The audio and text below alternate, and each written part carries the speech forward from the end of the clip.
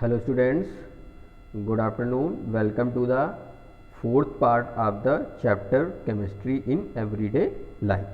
Today in this chapter we will discuss about the neurologically active drugs, means the drugs which affects our neurological system. So drug which affects the message transfer mechanism from nerves to receptor are called neurological active drugs. Tranquilizers and analgesics are such type of drugs. Okay. So firstly we will see tranquilizers, the chemical substances used for the treatment of stress, mild and severe mental diseases are called tranquilizers. Okay.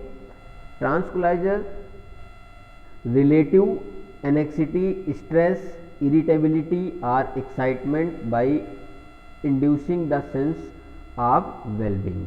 Okay, these are basically tranquilizers. They are an essential component of sleeping pills. Okay, means tranquilizers are present in our sleeping pills.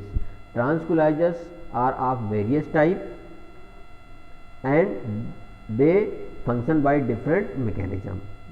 Okay, then what are the mechanism? For example, noradrenaline is one of the several neurotransmitter. Noradrenaline is one of the several neurotransmitter that play a role in mood change.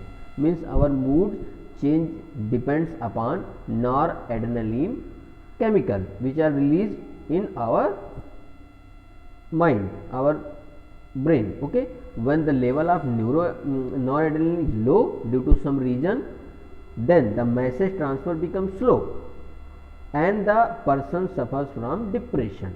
Means you can say that noradrenaline is a enzyme chemical which help to transfer the messages from a person transfer messages in our brain. Such when this message transfer becomes slow, then person suffer from depression, means he will go in depression. For such a person, antidepressant drugs are required. Means when we are use antidepressant drugs, means when our brain noradrenaline level become low, means our message transfer process become low. Then to increase this low message transfer level, we use antidepressant type drugs, in which antidepressant drugs inhibits. So what is the function of antidepressant drugs? So antidepressant drugs inhibits the enzymes which catalyze the degradation of noradrenaline.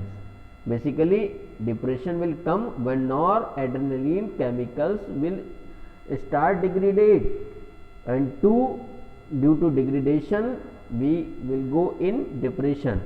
So to stop this degradation, we will take antidepressant drugs. Okay.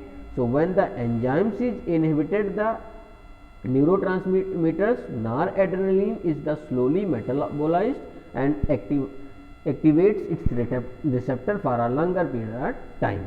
So this relieves the person from the depression.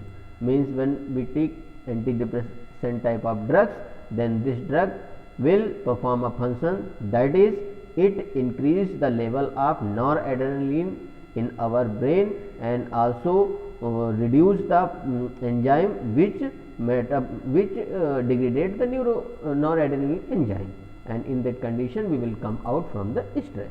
Okay.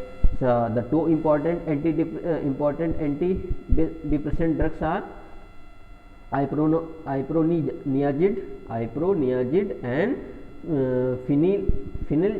phenelgyne. Iproniazid and phenelgyne. So it is the structure of iproniazid and जो होता है नार्डिल, उसको बोलते हैं नार्डिल. Okay.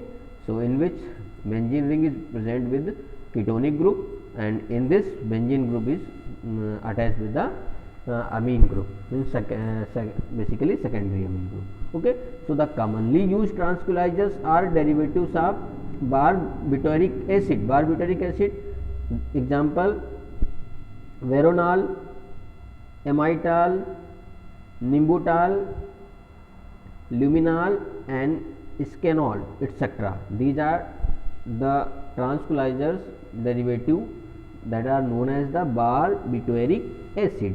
Okay, these are barbiturates. The barbiturates are hypotonic, that is sleep producing agents, means these are present in sleep producing medicines. Okay, so it is the structure of barbituric acid in which di-nitrogen containing aromatic ring is present. Okay, and in luminal it is also a di-nitrogen containing aromatic group with 2 phenyl groups. Okay, next structure in which, that is seconal, in which also in all these compounds the aromatic ring is same, but their other groups are different. There is a secondary phenyl group is present and also an alkene group is present, but in veronal there is a 2 nitrogen containing aromatic ring with ethyl group.